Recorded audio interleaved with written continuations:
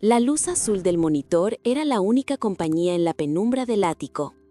Afuera, la ciudad era un tapiz de luces lejanas, un mundo al que él ya no sentía pertenecer. El móvil vibró sobre la mesa de cristal, un zumbido insistente que rompía la quietud. En la pantalla, una palabra sencilla, mamá. Un gesto casi automático, un roce del pulgar, y el sonido cesó. Volvió a las hojas de cálculo, a las proyecciones de crecimiento que definían su existencia. Cada llamada era un eco de un mundo que había decidido dejar atrás, un recordatorio de lazos que se sentían más como cadenas que como un ancla. Los días se fundían unos con otros, en una sucesión de reuniones, cafés cargados y victorias silenciosas que no sabían a nada. Las estanterías de su piso, minimalista y frío, sostenían premios y reconocimientos que no lograban llenar el vacío. Eran solo objetos, testigos mudos de un éxito que se sentía hueco, un aplauso en una sala vacía. A veces, por descuido, un mensaje de voz se reproducía en el silencio de la noche. La voz de ella, cálida, teñida de una preocupación que él ya no sabía recibir, preguntando si había comido, si se abrigaba bien, si era feliz. Él borraba los mensajes antes de que terminaran, con una punzada de irritación que no entendía, como si aquel amor incondicional fuera una intromisión, una debilidad que no podía permitirse en su ascenso. Aquella noche cerró el portátil más tarde que de costumbre. El peso del día se acumulaba en sus hombros.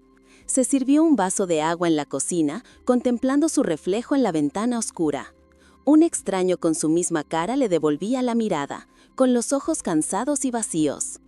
El móvil volvió a vibrar sobre la encimera de mármol. Mamá. Era la tercera vez en el día. Dejó que el tono de llamada se extinguiera solo, hasta que el silencio regresó, más denso, más pesado que antes. A la mañana siguiente, el sol se colaba por los enormes ventanales. El aroma a café recién hecho llenaba la cocina. Todo era como siempre, metódico, ordenado, controlado. Se vistió, revisó los titulares del día en su tableta y cogió el móvil para salir. Fue entonces, con las llaves ya en la mano, cuando lo notó. No había ninguna llamada perdida, ningún mensaje. El silencio en la pantalla del teléfono era absoluto, un vacío que nunca antes había existido. Por primera vez en años, el día había comenzado sin la voz de su madre intentando alcanzarle. El día transcurrió con una extraña ligereza, una ausencia de interrupciones que debería haberle resultado productiva.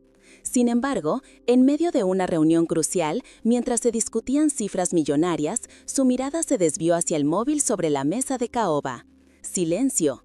Por la tarde, al cerrar un trato importante, el impulso de revisar la pantalla fue automático, casi un tic nervioso. Nada.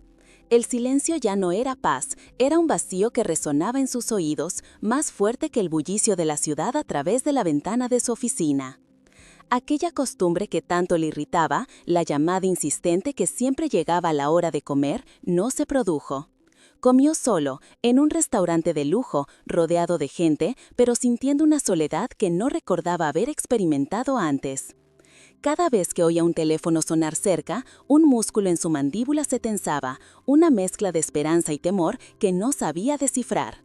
Se descubrió a sí mismo deseando la interrupción, anhelando el zumbido que antes despreciaba, solo para confirmar que el mundo seguía girando como siempre.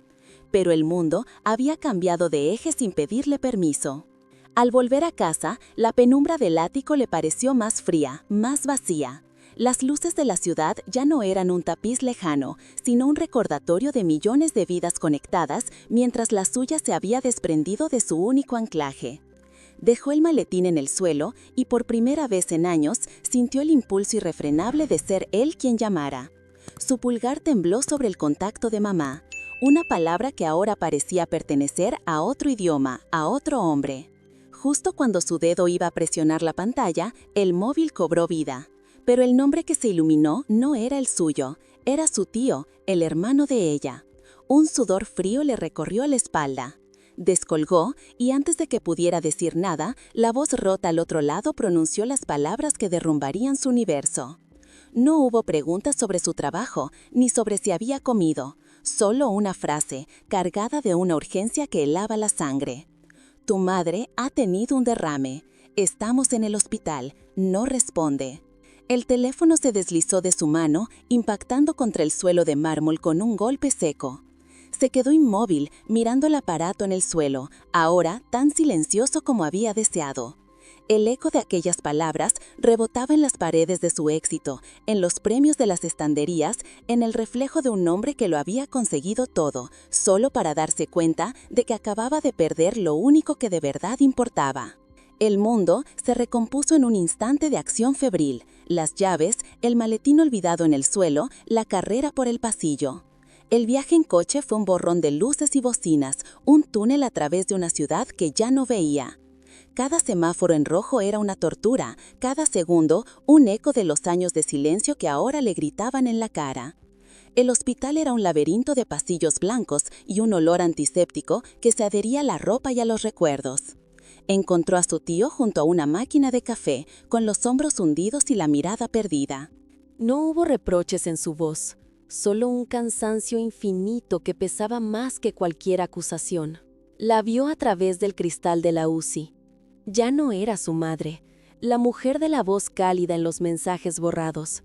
Era una figura frágil, un cuerpo inmóvil en una cama rodeada de máquinas que respiraban y latían por ella. El único sonido en la habitación era el pitido rítmico de un monitor, un metrónomo que marcaba el pulso de su fracaso.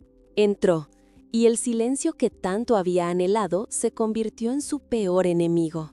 Se sentó a su lado en una silla de plástico fría, y por primera vez en su vida adulta no supo qué hacer.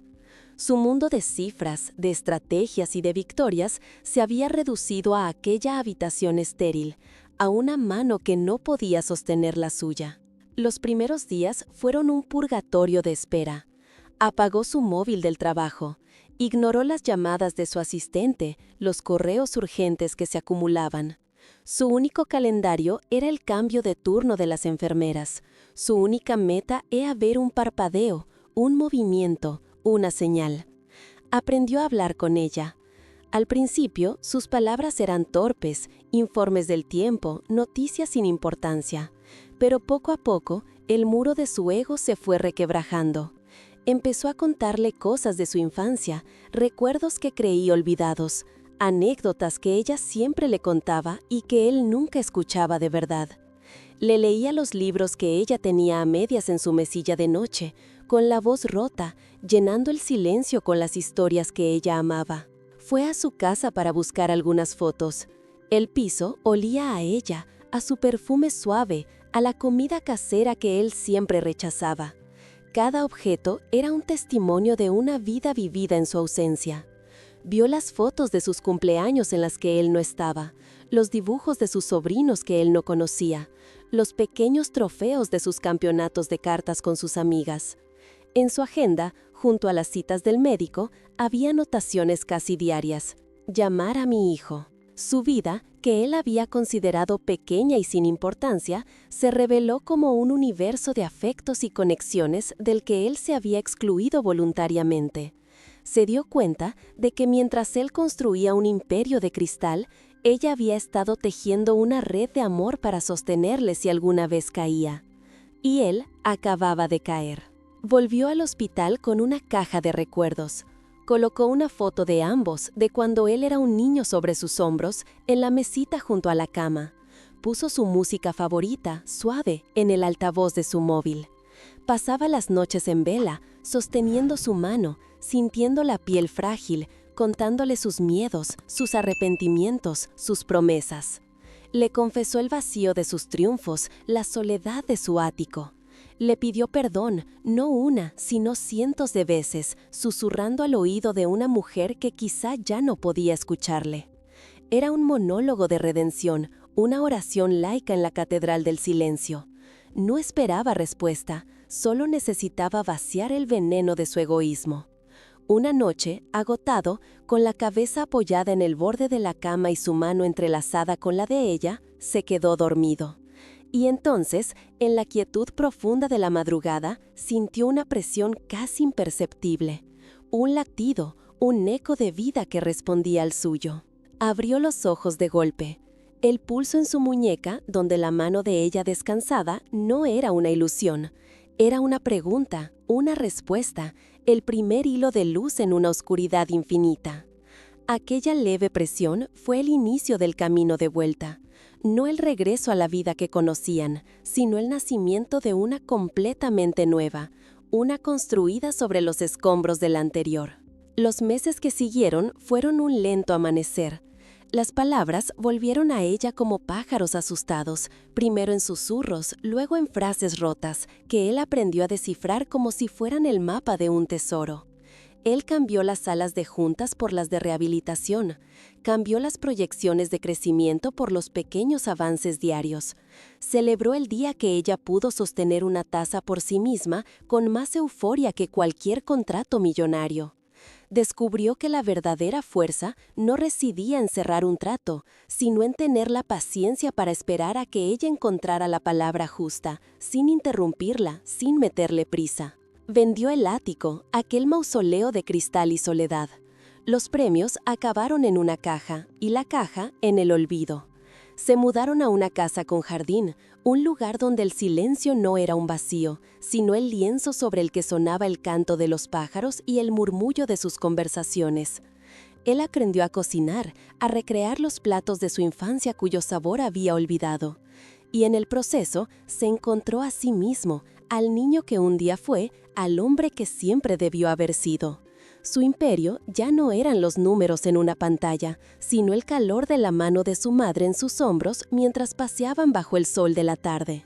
Una tarde, sentados en el porche, ella se giró hacia él. Sus ojos, ahora claros y llenos de una vida recuperada, se fijaron en los suyos. No hubo un gran discurso, ni una confesión dramática, solo una frase, pronunciada con la lentitud que la vida le había impuesto, pero con una claridad que atravesó el alma. «Gracias por volver, hijo». Y en esas 4 palabras, él comprendió que el viaje de redención no había sido para salvarla a ella, había sido para salvarse a él. Ahora, cuando su teléfono suena, ya no siente el peso de una obligación, sino el privilegio de una conexión. Cada llamada es un regalo, cada mensaje una oportunidad. Porque aprendió de la forma más dura que la riqueza no se acumula en cuentas bancarias, sino en los recuerdos compartidos. Que el verdadero éxito no se mide en lo alto que llegas, sino en a quién tienes a tu lado cuando miras hacia abajo. Y que la vida, al final, no te juzga por las batallas que ganaste, sino por las llamadas que devolviste. Por las veces que, en lugar de ignorar la voz que te buscaba, te detuviste, escuchaste y respondiste con la única palabra que de verdad importa: estoy aquí.